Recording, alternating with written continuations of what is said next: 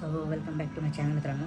तर आत्ता आपण पोह्यांची खीर कशी बनवतात ते पाहणार आहोत. तर चला पाहूया.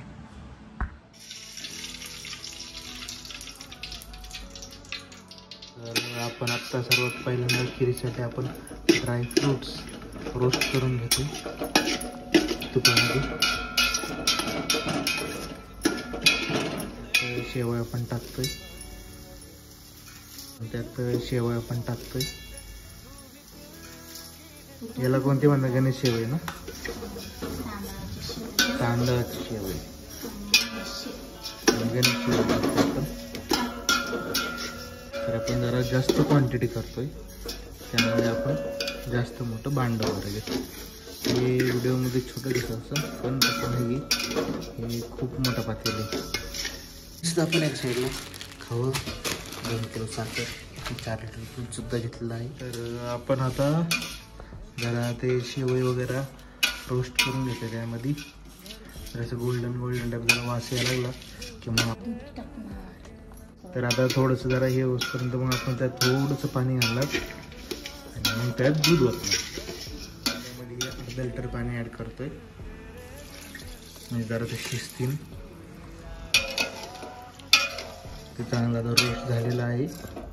आता साखर टाकतोय 2 किलो, कारण की आपण क्वांटिटी जास्त बनवतोय म्हणून साखर आपण जास्त टाकतो. अजून बघू जर का लई गोड नाही झाली तर आपण अजून साखर ॲड करू. आपण दूध मिक्स करून ठेवलं तो पण याच्यात ॲड करतो.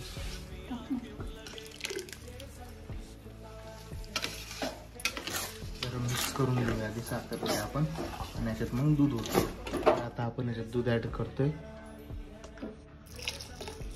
असं 1 लिटर करून आपण 4 लिटर दूध त्यात ॲड करणार आहे.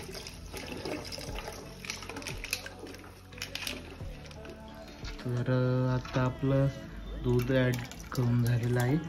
जरा उकळी याची वाट बघू, तेव्हा आपण याच्यात इलायची आणि जायफळ टाकू. त्यात थोडं अर्धं जायफळ किसून टाकतोय, जेणे की त्याचं टेस्ट एनहान्स होईल म्हणून.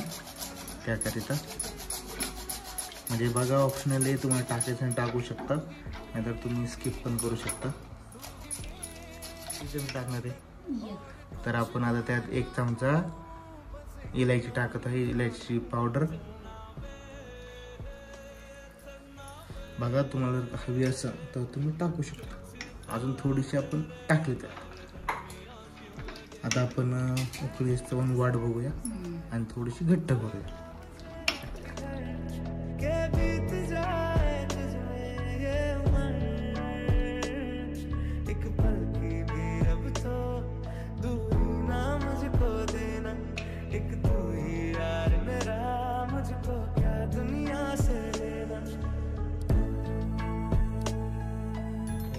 आपली खीर आता अशा रीतीने तयार होत आहे, म्हणजे झालेली आहे. फक्त थोडीशी आपण हटवणार आहे याला, उकळी येऊन देऊन 5-10 मिनटं. उकळी आल्यावर थोडीशी ती हटन आणि टेस्ट अजून चांगली लागेल त्याची.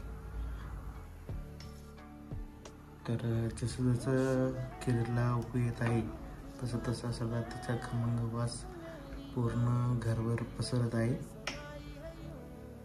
याचा अर्थ म्हणजे खीर अत्यंत उत्तमरित्या बनलेली आहे.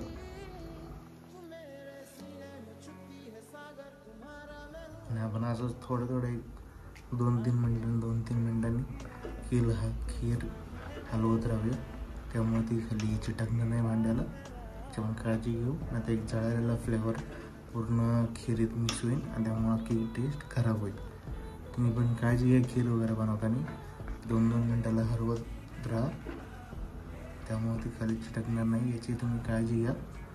तुम्ही बनवलेली कोणतीही गोष्ट, खीर किंवा कोणतं स्वीट वगैरे त्याची खराब होण्याची शक्यता आहे.